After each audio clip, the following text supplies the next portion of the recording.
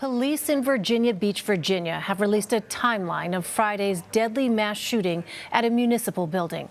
Authorities said emergency officials were first dispatched at 4:08 p.m. and officers responded within 2 minutes. Between 4:15 and 4:18, 4 officers made contact with the suspect and opened fire. 36 minutes later, the suspect was taken into custody. On Saturday, officials identified the 12 people killed in the attack. 11 were city employees, 1 worked as a contractor. The gunman also died. Police say the suspect handed in his 2 weeks' notice of resignation to his supervisor Friday morning. He was not terminated, and he was not in the process of being terminated. So hopefully we're going to put that piece of this to rest. CBS News correspondent Errol Barnett joins us now from Virginia Beach. So, Errol, what else did we learn from the news conference?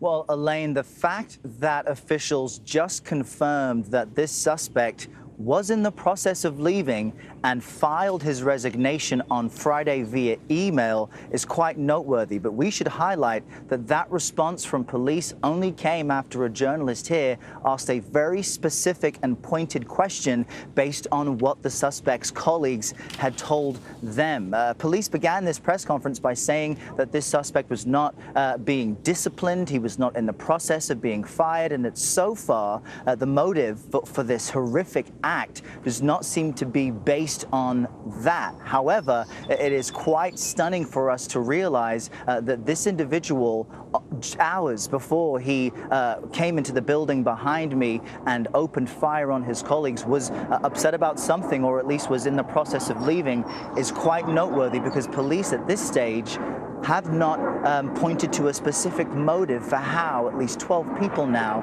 have lost their lives. Some of the other information out of the press conference was just how intense the running, ongoing gun battle was as 4 police officers were able to make it into the building and try and find the suspect and secure the building as well. Everybody here really still reeling from this horrific act. And investigators have been searching the suspect's house, Errol. Any idea what they found?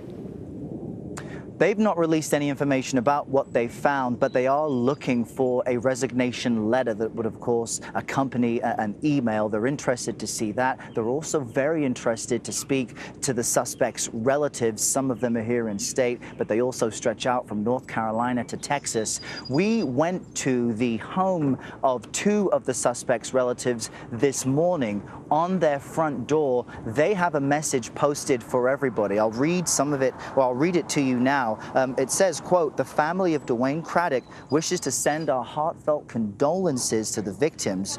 We are grieving the loss of our loved one. At this time, we wish to focus on the victims and the lives lost during yesterday's, they're referencing Friday's, tragic event. Our thoughts and prayers are with the families of those who lost their lives and those recovering in hospital." And that message posted on their front door, signed by the Craddocks. They've not responded to our phone calls, our emails, and when we tried to reach out to them at their front door today either. But just to give you a sense of how focused this entire state really is on this suspect and what took place in their driveway, I saw the local newspaper face up with the victims, each of the 12 people who lost their lives, staring right back at me. So obviously this family is grieving not just their own loss, but the impact this attack, this massacre has had on the community, and investigators certainly want to know more. Perhaps they could provide more details about what the motive may have been. Well, what else do we know, Errol, about the ongoing investigation? Has there been any indication what the immediate next steps are?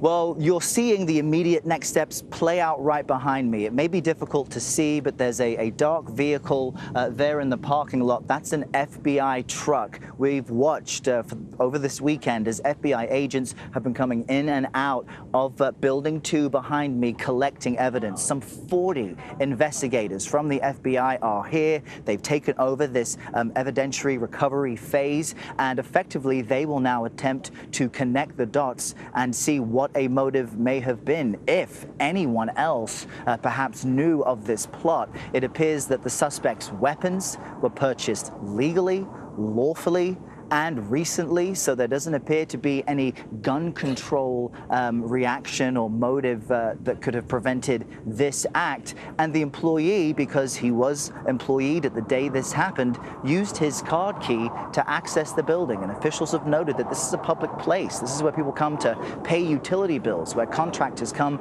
to get permits, and they want to continue that. This building behind me will remain closed on Monday, but they are working slowly on reopening things here as people try to get some semblance of normalcy back. But amid all this, Elaine, memorials, vigils, and of course funerals should start to take place very soon. All right, Errol Barnett reporting from Virginia Beach at the scene of this horrific crime, also nearby a naval air station, as you can hear there as well. Errol, thanks very much. Got it.